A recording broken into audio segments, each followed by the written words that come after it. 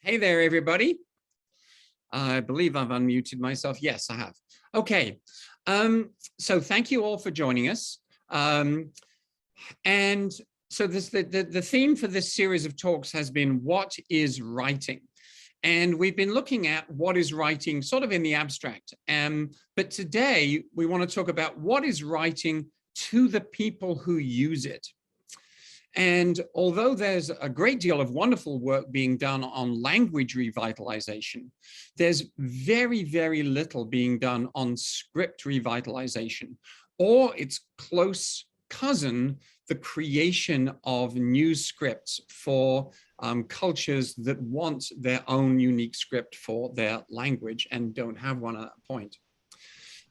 So the fact that we're having this meeting and this discussion is in itself a little historic, because this conversation is one that is not really taking place yet in any substantial way around the world.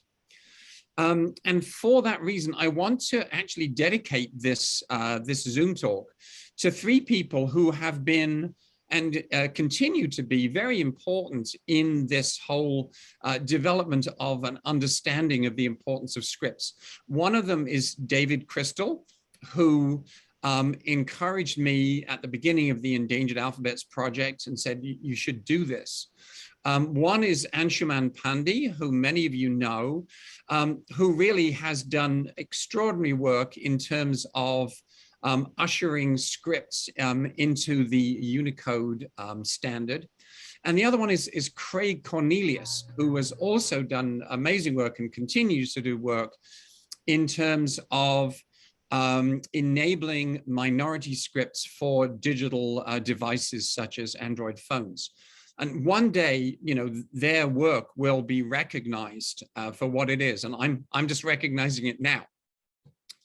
The next thing I'd like to do is just briefly to introduce the four people who are really engaged in the work we're discussing today and who have kindly agreed to be here and join us. As I talk about you, if you could say hi and wave, then Alec can highlight you.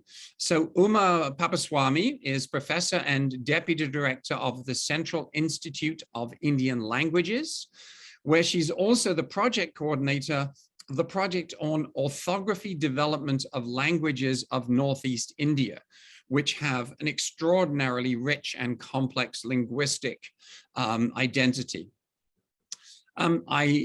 Just joined us. Alan, can you unmute and yeah, great.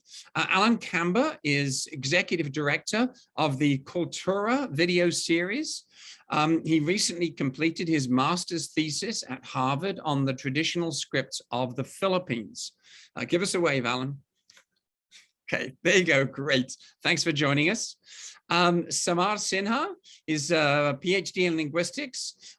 His research interests are on Nepali language varieties and the endangered languages and scripts of Sikkim. And he's the coordinator of the Center for Endangered Languages at Sikkim University. He has a guest with him, and when we get going, I'm going to ask Samar to introduce his students and guest. Finally, but not least, Frederick Nirona is a journalist and alternative publisher based in Goa on the west coast of India. He's an advocate for his ancestral language of Konkani. He runs WhatsApp networks to promote little acknowledged dialects of Konkani and is part of a group lobbying to avoid discrimination between the various scripts of Konkani, which is almost unique in that it's written in 5 different scripts. So Frederick, I think Hmong may also be written in 5 different scripts in different places, but Konkani is probably the only place where it's written in 5 different scripts in the same place. Before I call on them to introduce themselves and talk about the work they're doing, I'm actually going to tell you a little story. And this is the story about how I came to realize how important the relationship between a script and its culture is. So in 2011, I was in Bangladesh doing some public health work, and I had just started the Endangered Alphabets project. And I put the word out saying, are there any endangered alphabets in Bangladesh? And I was told yes. And I met this guy whom I'm not going to introduce by name in case there are reprisals against him, frankly. So he is one of the Chakma people of Bangladesh and also into India. And his father was a major Chakma writer and collector of Chakma literature. And when this guy was 4 or 5 years old, the military came into his village, burned down their house and killed his father. And at a stroke, this entire collection of Chakma literature was destroyed. And of course, his connection to his own family heritage was destroyed. And so he grew up not being able to read and write Chakma, his own mother tongue. And I think that really dramatically illustrates the relationship between language and script and culture. The next person I met a year later is of the Marma people, also from the Chittagong hill tracts of Bangladesh. And I can introduce him because he's actually become a public figure and an advocate for minority languages and scripts in Bangladesh. And this is my friend Mong Nhu. And Mong and I worked together to create materials for children in the mother tongue school that he had set up in a ruined temple in the Chittagong hill tracts of Bangladesh. And what he realized was that there were no teaching materials in the languages of the various ethnic communities, but also not in the scripts. And so he and I created a number of products to be used in teaching these kids. Next slide, please. So one of the things we did, which was, I think, really groundbreaking, is we created this 6-language dictionary for children. And so that is in English and Bangla, the national language, the official language, but then the other languages which are not recognized and by and large absolutely not taught, which are Mro, Marma, Chakma, and Tripura. And each page has this illustration and the word in these different scripts and languages around it. And when we also did children's storybooks based on stories that the kids themselves learned from their village elders or their grandparents. Next slide, please. And when these books first got published, in fact, I was the publisher of some of these, and they got taken into the schools. As you can see, the kids are just fascinated with them. Next slide. Because in many cases, they're seeing their mother script for the first time, and in addition to being taught in their mother tongue. Next slide. And here we see these are kids who they may well never have seen their own script, and their parents may not have used their own script, although their grandparents probably would have done. So these are now a series of schools in the hill tracts which are using these materials. And obviously the issue of teaching is a crucial feature of the question of revitalization. Next slide. And then we took this idea and imported it back into the US, and I produced a similar thing, which is an illustrated Abenaki dictionary. So the Abenaki are the native people from the area where I live, and their language is severely endangered. And although it doesn't have its own script, just to actually see writing in their language is something that many Abenaki had never done. And so we produced a similar product here. Okay, so that's enough for the slides. Let's come back to me.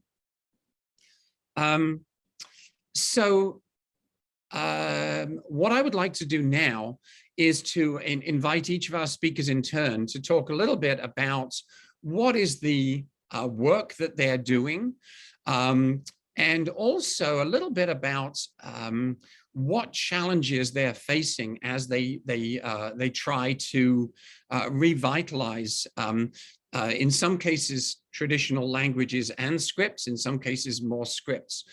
So Alan, let's start with you. Can you tell us a bit about your work and also a little bit about your Kultura series? Yes, hello, can you hear me? Hello, can you hear me? Yes, yep, we're good. Oh, awesome. Okay, so I'm gonna share a couple of screens here, if that's okay. Yep. Oh, I need to be a host. Oh, that's right. You came in late and I didn't co-host you. Okay. Yeah. You are now a co-host. Go for it. Hello, everyone. My name is Alan Kamba. I am the executive director of Kultura, that an organization or an academy that I founded in 2020 during the pandemic time. And yeah, this was indeed it was a challenging time, and I was supposed to be doing my my research back in the Philippines, but on that day that I'm supposed to be flying to the Philippines, it was a lockdown, so it didn't happen. Anyways, I'm going to share my screen here. Can you see my screen? Yep. Okay, so this screen right here shows even before the pandemic, or even before I completed my studies at Harvard. I was doing a lot of talks to the children in the Philippines. I've actually gone to like multiple schools in the Philippines, like around the Luzon, the main island in the Philippines, to do a talk on the ancient writing system, and from elementary to high school. And then so I decided to make it my thesis at Harvard. And now I was during my studies there at Harvard, of course, I've met a couple of people, or the advocates of the Philippine writing system, called Baybayin. And so I made it a research to interview all of them and see their feedback on my question, or my research question, which is, what's the role of a written language in the cultural identity and social psychological well-being of Filipinos? Because right now, Philippines, as we know it, has gone through a lot of colonization, from the Spaniards, then to from the Americans, and then to the from the Japanese. So there's a lot of a dilemma on our cultural identity, especially now. Many young ones are influenced by other cultures, but they're having a hard time understanding or grasping our own culture as Filipinos. So now this is a finding of my research. So I did research I did a phenomenological research, wherein I interviewed individuals who are advocates of the writing system, of the Baybayin writing system. So here is the research that I did. In a couple of them, well, Tim was one of them. Actually, he was the first one that I've interviewed in this research. And this is just part of my research. And here are the other interviewees that I've had. They're advocates, meaning they're actively advocating it through political, through art, through through their artwork, through the academe, and even these are scholars. This is actually Christopher Miller, who also did research on the Baybayin writing system, and Christian Kabuay, who founded the Baybayin.com website. Now, the findings of my research is this. We have learned that the role of a Baybayin writing system in the cultural and social psychological well-being of Filipinos. What I found out is that it's a cultural or national visual identity or symbol of the Filipino people. So it serves as that visual identity for Filipinos. And this, you could actually probably apply this to other groups also of people who are reviving their writing system. Another one is that it's a unifying factor that offers a sense of communal pride, belongingness, and social connection among various communities of Filipinos in the Philippines and especially abroad. And I explained it in my research a little bit more why more of those Filipinos abroad, why it is more of a communal pride to them, because of course they're far away from home, they have that longing of the Filipino culture, so it applies to them more. And then one more is a sort of emotional expression and psychological upliftment to people. So it serves as for many Filipinos who's separated, who's in the diaspora of Filipinos outside of the Philippines. This can serve as way to express themselves socially and even psychologically uplift them as an individual. So these are the findings of my research. And so right now we continue to promote the ancient writing, the Baybayin writing system. And actually right now I'm holding classes online, and these classes are taught to teachers in the Philippines. So I opened up an academy in 2020, founded an academy in 2020, Academy of Riverboy Studios Academy of Professional and Continuing Education, wherein we accredit teachers. We give them accreditation from the Professional Regulations Commission of the Philippines when they attend the classes. And we've served more than about 1,000 teachers already with these lectures. So yeah, those are our work in the Baybayin writing system from the Philippines. Wonderful, Alan, that is great. I made a couple of notes in the chat that I thought were interesting and worth coming back to later. So if you can unshare your screen, great, thank you. And we'll come, I know you have to leave before everything is over, but we'll come back to you later with questions, as long as you're able to be still here.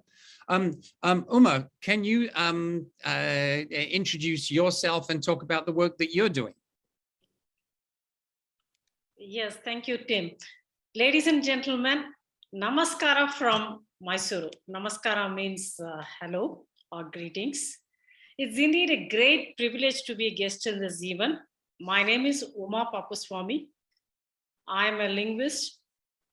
I was just chatting with the fellow panelists about the nomenclature of mother tongue or mother languages, because for me, I'm a special case because I feel my native tongue is Tamil, whereas my genetic tongue is Telugu. And of course, I can also speak other Dravidian languages. But so with that note on the concept of mother language itself, I feel for me what is native is in which I have more competency. That's one of the scheduled languages of India. But I have worked quite a lot in the northeast of India, which houses more than 420 languages with various dialects, which are non-scheduled. So today, I am here with you. Thanks, Tim, for inviting me to join all of you. Let me share some of my thoughts on this very important topic. I would like to begin with one verse from Tirukkural, one of the classic texts in Tamil. I would like to quote Kural number 392. These verses are only of 2 lines of 7 words each, but it's very relevant to what work we are doing. That's why I would like to say it first in Tamil and I will give you the translation. Ennenba yene eluthenba ivirandum kannenba valum uyirku. Letters and numbers are the 2 eyes of every human being on this earth. So even in classical texts, in those days, the poet Thiruvalluvar emphasized and stressed the need or the significance of having scripts. It's like having your eyes to the world. Otherwise, you're lost, you cannot see anything.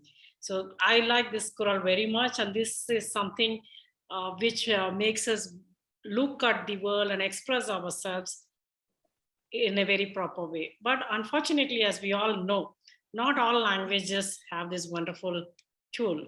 So some of them are half blind. So I would like to go to Northeast India now.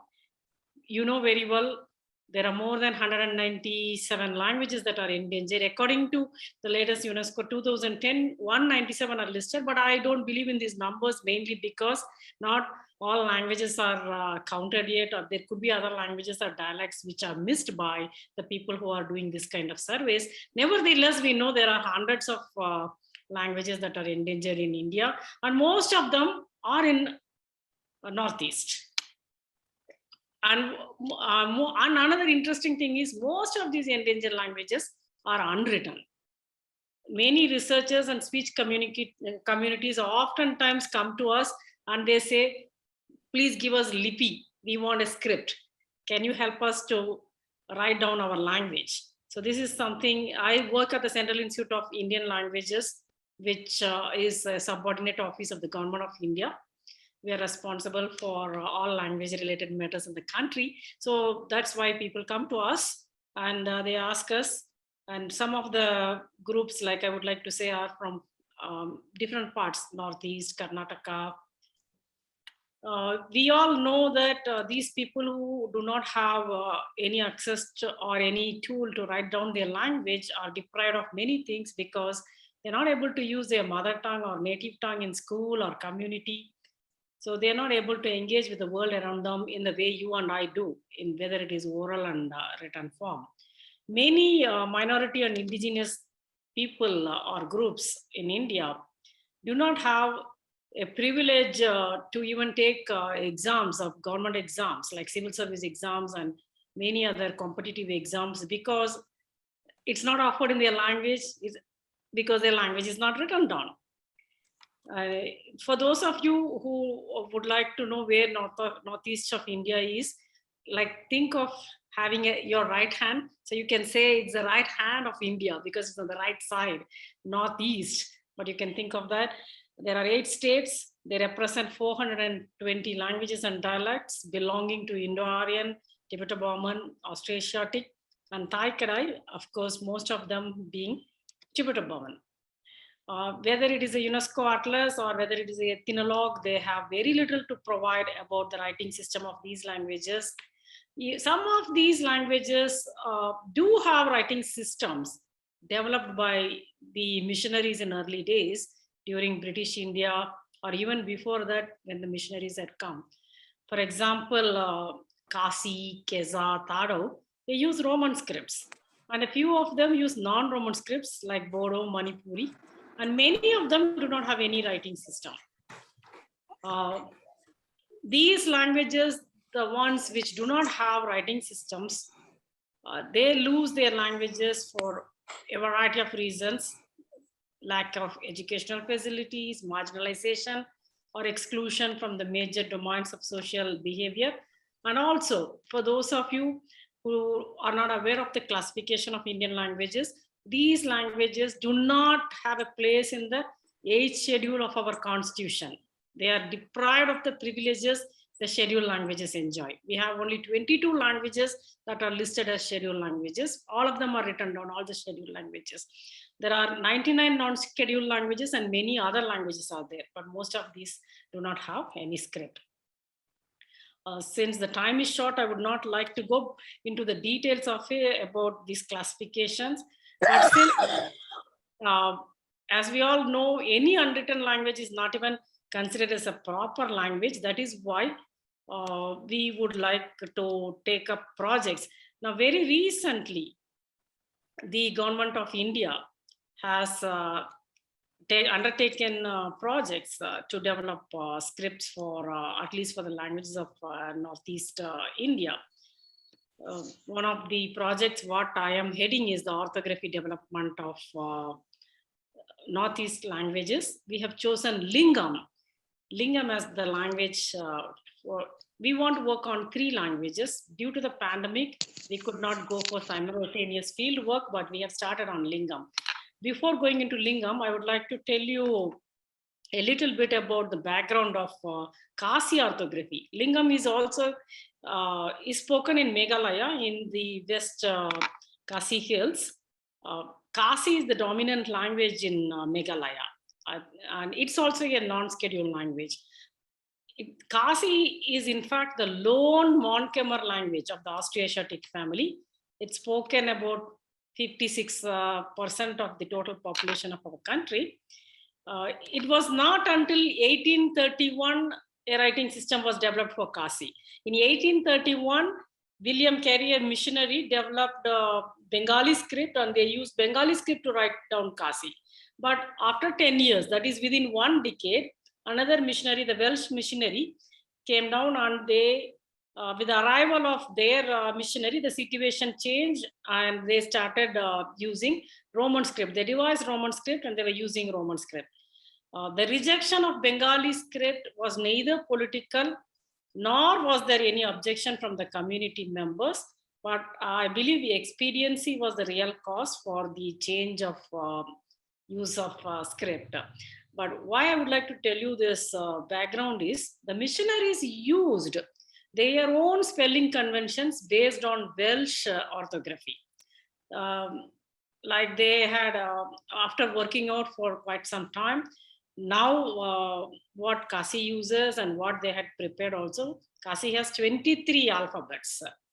I don't want to, I wish I had prepared the slides, but if I can give it only like, for example, A, B, K, D. I'm not using the symbols, IPS symbols here. I just to keep it easy. But then there is, see, A, B, between A, B, C, D, E, F, if you take, there is no C and F. Okay, the cha is not there, the pa is not there. But there are many other letters are there. But what happens is that there seems to be a strong influence of Welsh conventions on the script. Over the period of time, we see that some of the letters, what they have used, for example, ga, is not used by the common Khasi people in their speech. It is appearing only in the Khasi Bible. So like a few letters are there in the, whatever has been devised, do not appear in some place in common speech, in the layman's speech. And also there are some letters which are not, the speech is, you see you hear the sound, but there is no corresponding grapheme for that. There are some issues like that. So these, they say that even Khasi orthography, they've been revising. And of course, despite all these problems, it works wonderfully. That is one good thing. But when it comes to dialects like Panar or War dialects of Khasi, the sounds cha and fa do not have corresponding graphemes. So the Panar community is now in the task of revising their orthographies. Nevertheless, can I ask you just to wrap it up? We'll come back to the details in just a minute, but I need to give the other 2 people a chance to introduce. Yeah. So what I was going to say is, given this background, even though like Lingam, we have taken up Lingam. So we have taken up Lingam for our work, but we know that we wanted to use a Roman orthography, but I wanted to point out here that it is not as simple as taking the Khasi orthography in for Lingam, because Khasi orthography has some issues even within their own language. So therefore it is important for us to look into the details. We have set up something called Orthography Development Committee involving fluent mother tongue speakers, community representatives, linguists, and other government representatives. I will, when time comes and when there is some time for discussion, I would like to brief you a little bit more about why we need such orthographic development committees. And also I wanted to say that the goal of our project is to come out, we are 8 people working.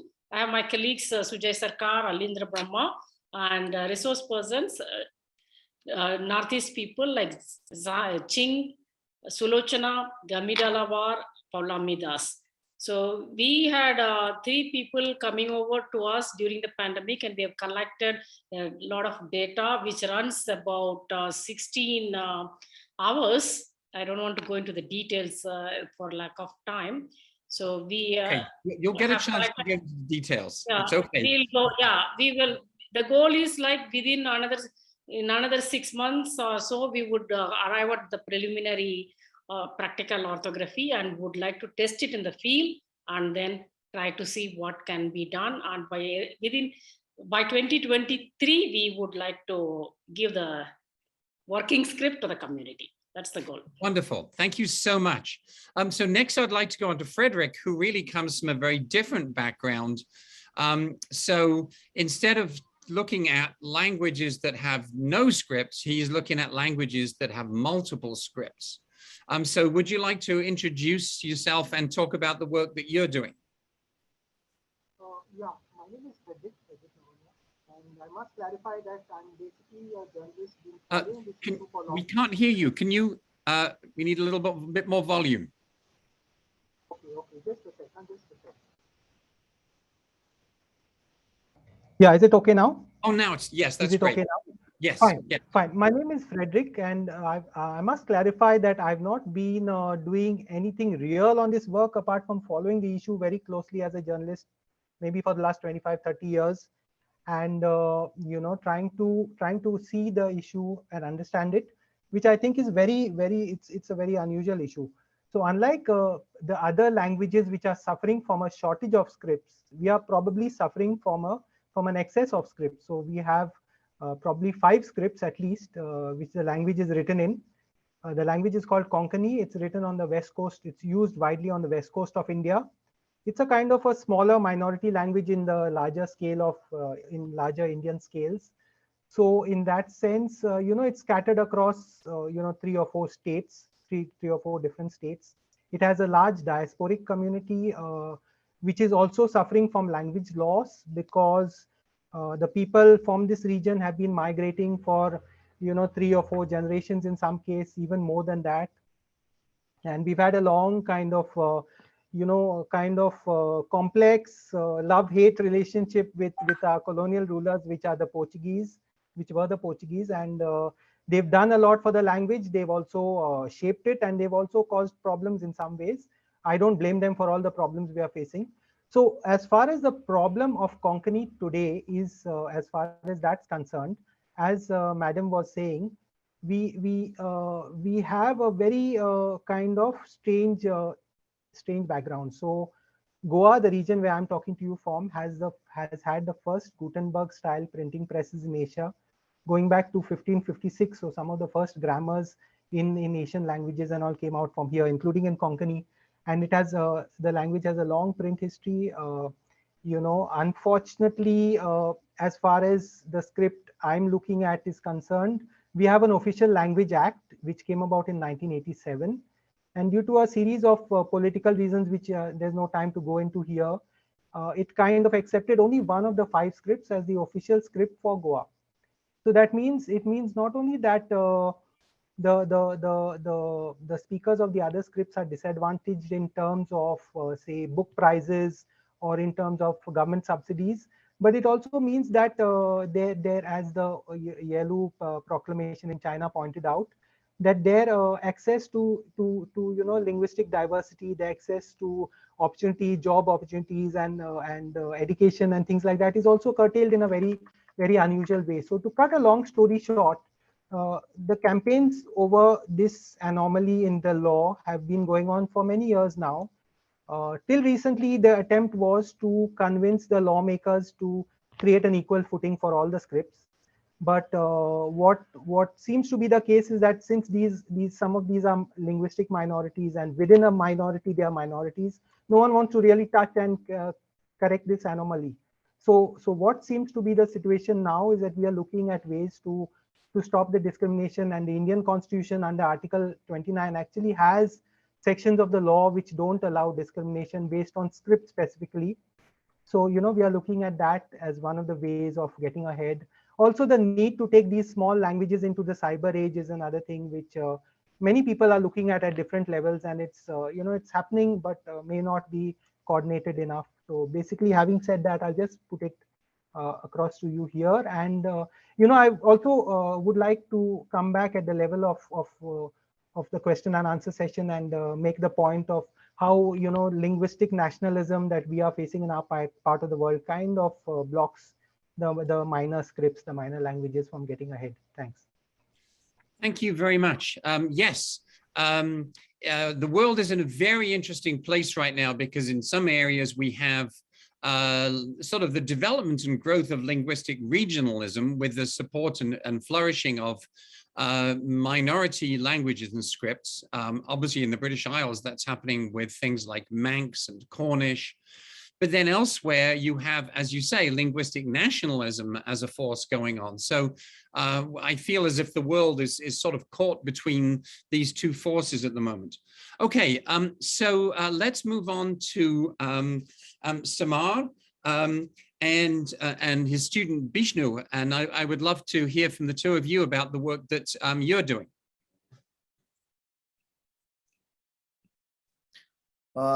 Thank you, Tim. I'm Samar. He is my student Bishnu. He has just done his PhD. He submitted on the last day of the last year, and very soon he will be defending his thesis. I'll be talking more about his thesis later on. Let me introduce myself. I'm a linguist by training. However, I do have a very interesting background to language, as today's topic was about mother languages and mother scripts. I'm a native speaker of Nepali, but I never studied Nepali formally in school, though I teach Nepali linguistics in the Department of Nepali in Sikkim University. I did my schooling in English medium school where English was rarely used. And Hindi was one of my languages that I have taken. In between, when I was in standard 7, 8, and 9, I had to take Sanskrit also. But I don't know how did I manage to pass by writing songs in Hindi also. That's how I managed to come out with language. So being a mother tongue speaker of Nepali, never had a formal education in Nepali. English medium school, there was nothing English. Hindi was one of my subjects, which I hardly am good in it, as well as Sanskrit. As I told you, I wrote songs in my answer script. Similarly, after finishing school, I got interested in a language, and I took a book from my father's library, and I found Lepcha language, which has its own script dating back to a very long period of time. So I find it very interesting, but while reading the book, I found that Lepcha is also a language which is vanishing, community is vanishing. So I felt that I should do linguistics of Lepcha when I do my master's at that time, because at that time graduation was linguistics, graduation in linguistics was not possible. Graduation in the sense a bachelor's degree. So when I went to do my MA, my basic motive was to work on Lepcha language. And since I felt that script was also there, it was important. Unfortunately, the things didn't happen in my bachelor's. So I took up sign language. Now, this is very interesting that we always sideline deaf people, and we have always ignored them to a very large extent. So Indian academia was no different at that point of time. So sign language was understudied. I was lucky to get trained in sign language in Bombay, and I started to work on sign language with my supervisor, Professor Aisha Kidwai, and my colleagues in the department. And in between, I thought of notating how to notate sign language. So there was an issue of scripting, how to script down this language, which is in a very different modality. I tried to figure out with sketches, I made some hand symbols like this, but it was not practical value. At that point of time, I was not aware of there are different writing systems to write down sign language also, like Sutton and others. So I developed my own kind of a notation system, how to notate signs, whether they are made above the head or in front of the chest or below the waist or something. So I developed that system. So somehow I was always interested how to notate down language in that way, which can be more natural, especially the sign language. After joining Sikkim University, I met with the students who belong to different community. And Sikkim, by the way, is in the northeast of India, as Uma was talking about earlier. So students were not very on a very first class 101 in linguistics, they were not very keen to open up that they are the speakers, they belong to the minority language, or they do have feelings for minority language because of the other dominants, other social factors also. So for the initial 4-5 months, none of the students are willing to say that they can speak this language also, whenever I ask them what are the languages. So as I do the linguistics that we do in JNU, as we bring the modern linguistics where all languages are equal, and give them all sort of, by the end of, towards the end of the semester, the students slowly speak up that they do speak some language, they are interested in their own languages. So I think the linguistics does play a very important role in this whole process of language and script, identifying, recognizing, or fighting for it. So with the, along with the passage of time, the Bishnu, he started to work on Bhujal language, and where he found that there was a script long time back, so which needs to be revived. So he worked with his community members, especially the one who developed the script, and came out with a script. Initial plan was not like that, as I have mentioned somewhere else also, that if you look into the Northeast, there is one section, like what Uma was also taking, who will try to have Roman-based orthography. There is another group who will have Devanagari-based orthography. And if you move little towards Sikkim, then they are the ones who wants to have their own script. That means at least the graphic character of their script need not be like Roman and need not be like Devanagari. But to a very large extent, they are based on Brahmi system.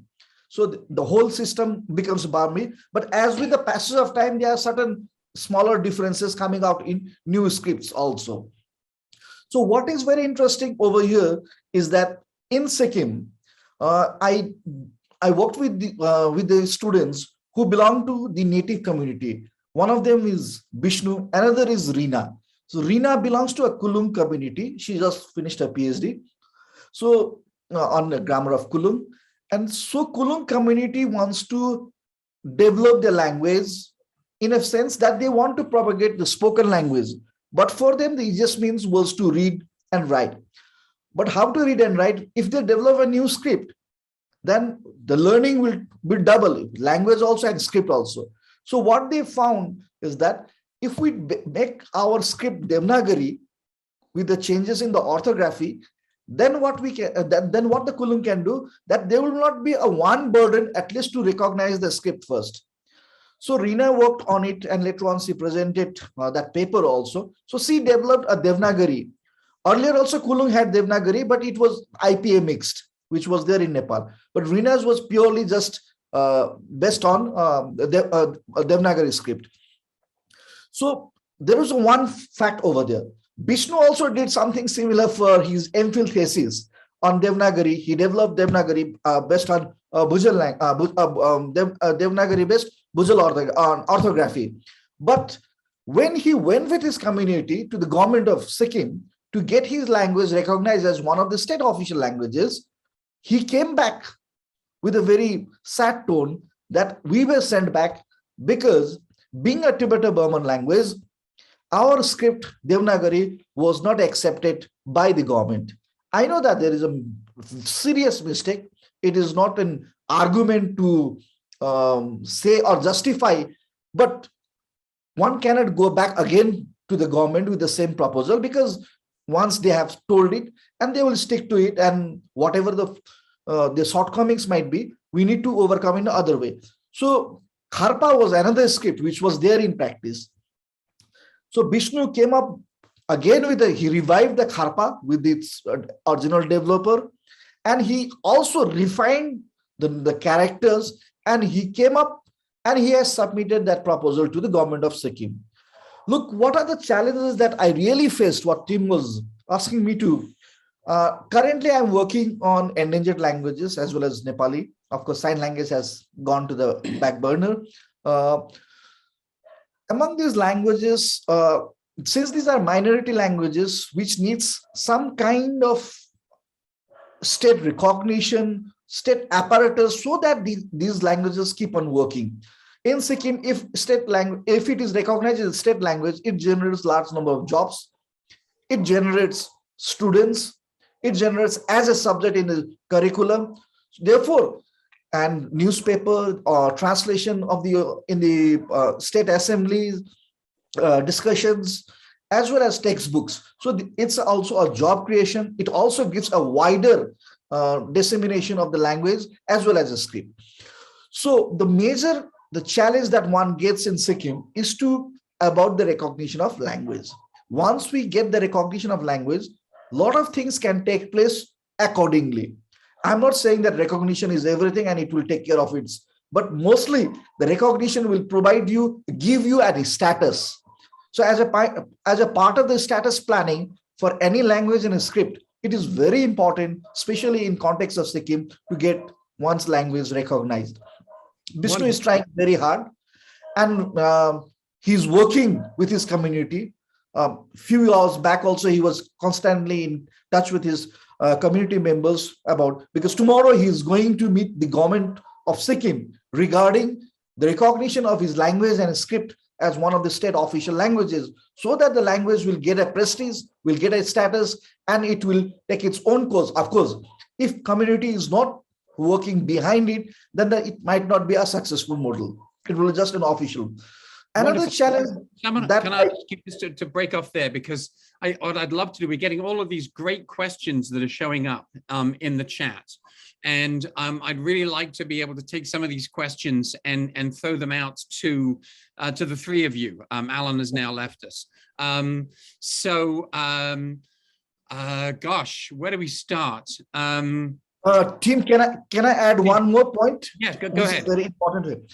And I also feel that as a part of my linguistic training and my own belief in a very Hegelian way of doing linguistics, I always believe that it is very important for any one of us, whether in India or abroad, to produce native language linguist, rather than I doing on Bhuzel or I doing on one language or somebody who's native. My idea is to bring, we might take time, to bring a native community linguist like what Rina is or like what Vishnu is. So I think that is very important. A biggest challenge that we are facing is that we need to bring a person who will do language activism, linguistics, and work for the community. So that is another challenge. I feel it at a very personal level. Got it. I think that's all, Tim. These are the two challenges I have. Yes. So yes, in fact, as an old white guy who speaks virtually no other languages, I am the worst possible person to be running this thing. And one of the things that I found fascinating about what Alan's doing is that he's teaching teachers. And so this is an issue that you find, for example, in the Cherokee community, you find it in the Amazigh community in Morocco, is that unless you have a critical mass of people who can teach a language and a script, then you're facing sort of tremendous difficulties.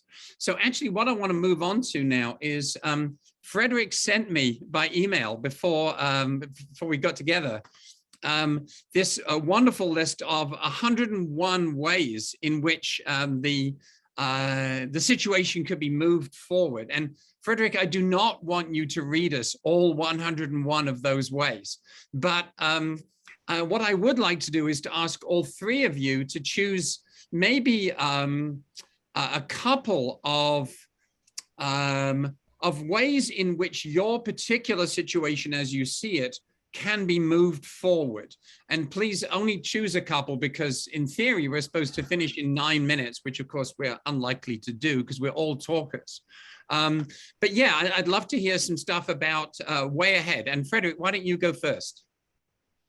Yeah, sure. Tim, I think the first thing for me is to take Konkani into the cyber age, build a visibility in cyberspace, because, in that sense, many of the speakers are quite fluent and things like that. The second most important thing would be to heighten its perception of its own literature, maybe increase the standards, enhance the standards, because there is always this feeling that, our contemporary literature is not good enough and things like that. Frederick, you are astonishingly succinct. You must be a journalist. Right, so we got two good points there. And one of the other things about your second point is that one of the ways people have to have a reason to use a language and a script. And unless there's content in their particular language in a given script, then there's no good reason for using it, which is why one of the first things the Barry brothers did when they developed ADLAM was to start writing books in the ADLAM script so that people actually had something to read and there was worthwhile content. Uma, tell us a little bit about, from your point of view, where do you see sort of important steps forward? Yeah, so I would like to tell you that Lingam is spoken in 38 villages in West Khasi hills of Meghalaya. They speak 2 dialects. So we would like to visit these 38 villages because it's important to identify which one of those 2 dialects are the standard variety and which one is widely accepted by them, because our goal is to not just give them an orthography and leave.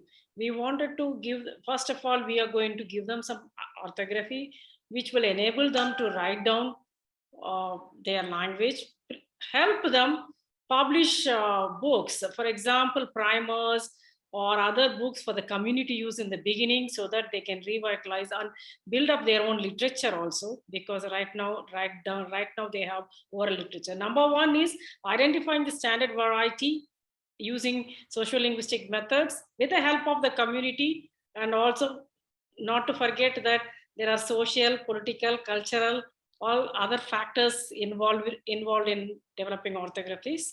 So that's why setting up an orthography development committee which would oversee all these issues, and so that we come out with a practical orthography, help the community to develop primers and other resources, basically because we want them to feel good about them and be proud of their own language, and maybe come out with some dictionaries and other small things in the beginning, and afterwards go on to write grammars or help them write down as much as they want in different fields. It's not like only linguistic materials should be produced, because writing like is a tool, so it should allow them to write anything and everything, so that they can also bring textbooks in their own language and start using Lingam as a medium of instruction in their schools. This is the immediate goal. Let's see how it goes. Wonderful, thank you. Samara, tell us about what the next steps are as you see it. Regarding languages, endangered languages, since most of them are endangered languages, I think first is to document them. And after documentation, we need to work very closely with the community so that language can be taken to the higher standard, higher level. Basically, I would also like to see that community also gets engaged in it so that literary works are produced. There are a large number of communities who don't have literary works other than the folk tales. So that is one area. The creative literature is very important. There are languages which are recognized, but they still don't have modern literature in any of these forms. So that is one area. Another is to bring the community people into the whole process of doing for the language. Either whether it's a linguistic study, or either it is creating literature, or either it is becoming an activist. Most often what happens, the cases are mostly fought by somebody else. I think that is a losing battle. So I think more important, the biggest challenge is to bring the community people. And within the next few years, I would also like to see that the corpus in any language goes larger, and languages are used in different domains of language use. Especially if you want to have a medium of internet, I'm sure that script is very important. At the same time, unicodization, as well as coming with something which is technically feasible, because these communities are also spread in other parts. So linking them together, giving them distinct, I think that is more important. And in the coming days, I really see that these are the challenges which we need to address. Wonderful. And just one other thing that Alan mentioned, by the way, is the number of people who are starting to use artwork as a way of revitalizing a script. And he mentioned Christian Cabouet, who actually uses the Baibayan script in performance art and in clothing design and stuff like that. Okay, we've got time for a few questions from our audience slash participant members who haven't had a chance to say anything up until now. So this is where Alec comes in his role as moderator. Alec, do you want to see who has their hand up, who has a question that they want to throw in? All right. There is a lively discussion going on in the chat that's way above my pay grade, even though I chimed in. There is a straightforward, hopefully, question for Samar and Vishu. What's the name again of the alternative script that's used for Sino-Tibetan language as the orthography? Alec, I saw that question, but for me it is very vague. I'm not able to get it. If you want to say that Bhujel language is a Tibeto-Burman language, and they have developed an orthography earlier based on Devanagari, but now they have their own script based orthography called Kharpa Script. How do you spell that? Sorry? How do you spell that in English? Kharpa. Brilliant. I think that's what the question was. Yeah. Yes. So it's a Kharpa script. So Kharpa script, initially, which was developed by C.V. Bhujel, was much larger, and there was some issues with it. So Vishnu later on refined it and made it Kharpa version 2. So we don't have any alternative name, but just to say old Kharpa and new Kharpa. That's how we distinguish. But we have forgotten the old Kharpa, and we are basically using nowadays new Kharpa only. And Wonderful. we don't want to distinguish it also as a new or old Kharpa. We just call it Kharpa. That's all. Got it. So would anyone use, oh yeah, we have a hand up. Anjali has got a hand up wanting to ask a question.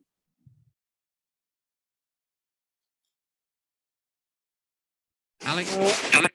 I just, can I come in? Yes, please do. Yeah. Hello, I'm Anjali. I'm also based in India, in the center of India. And I've had some experience in multilingual education.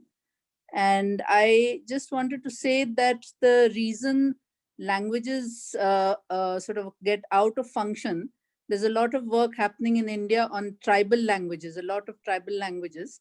So a lot of it is to do with the tribals wanting to get integrated into the mainstream. And nobody else wants to learn a tribal language. So unless this socio-cultural hierarchy is somewhere addressed, it is not really the script which is a problem. A tribal language like Gondi is also scripted in 4 or 5 scripts, depending on the region where the Gonds stay. It is scripted in Devanagari, in Telugu, in Odia. So that is not really the problem. And there's a lot of work on orthography trying to develop scripts for language, develop scripts. What the issue that Frederick spoke about is a very real issue of recognizing all the scripts in which it is written and not privileging one script over the other. But otherwise, it is just a choice of script, and orthography is a simple thing to just adapt a script, like one of the speakers said. So in multilingual education, the other issue that the education in these languages, dying languages, is also not available. For example, I am also from Goa, wanting to learn Konkani for the last 2-3 years. Frederick knows about that, but no systematic education on these kind of minority languages is happening. So I would request whatever linguists, I don't think there are many educationists in the forum today, to develop courses to learn languages like the European languages, which are actually expanding, Spanish, Portuguese. I'm learning Portuguese at the moment, rather than pay so much attention on scripts. That is my sort of contribution to this. Thank you. Just Yeah. one interesting thing I just wanted to tell you, that the Ladakhis are bereft of learning in their language, because the Bodic script is said to be the script of the gods, and therefore the Ladakhi language is disallowed by their own monks from being scripted and learn to read and use as a medium of instruction. So these are the kinds of issues that need to be addressed. Yeah. Okay, Samana, you had your hand up. I think whatever she has made, just observations. I don't know how far it is true about the Bodhi, because I do have a friend who is from Ladakh and has worked on a Ladakhi grammar. And I don't think so there is a problem with the script in these languages.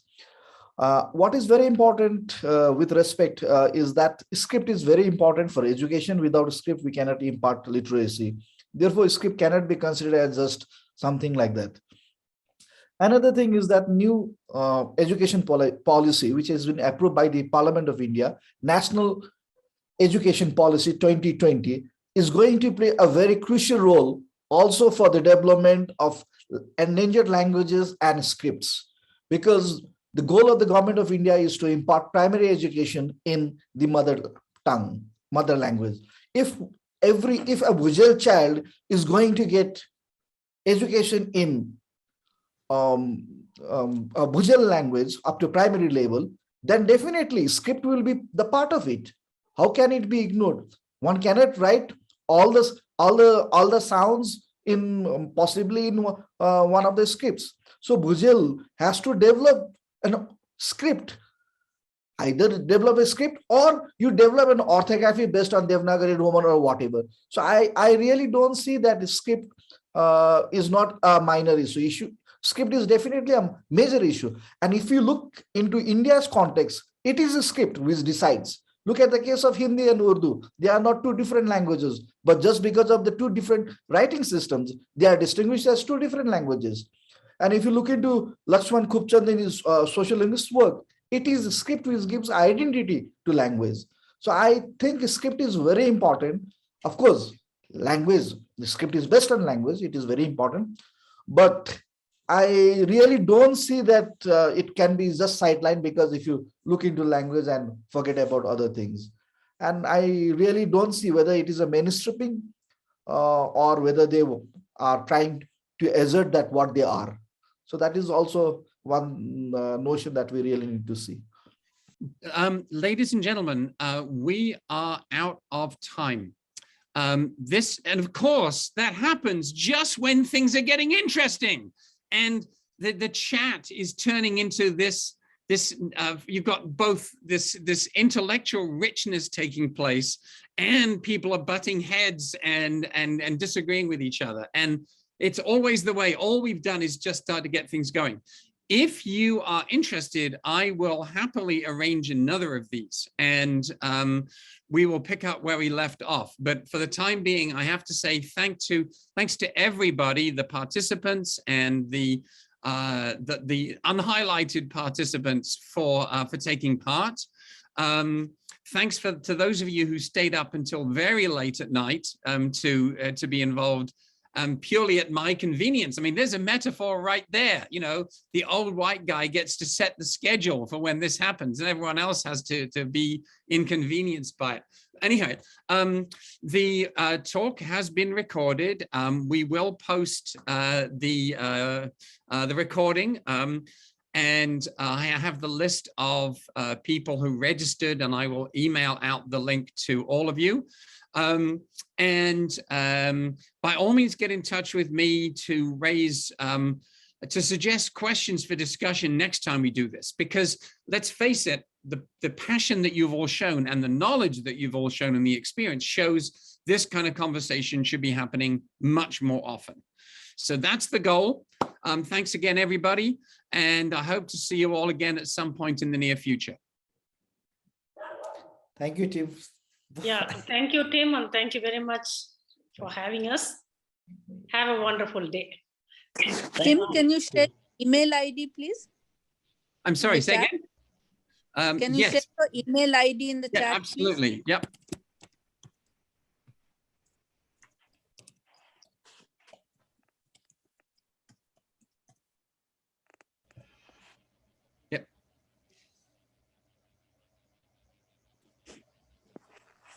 Okay, so all that, as I say, is going to be on the video, which has been recorded, so you can retrieve all of this stuff at your leisure in the near future. Thanks again. And as I say, I hope to see you all again sometime soon. Bye. Thank you. Thank you. Bye-bye.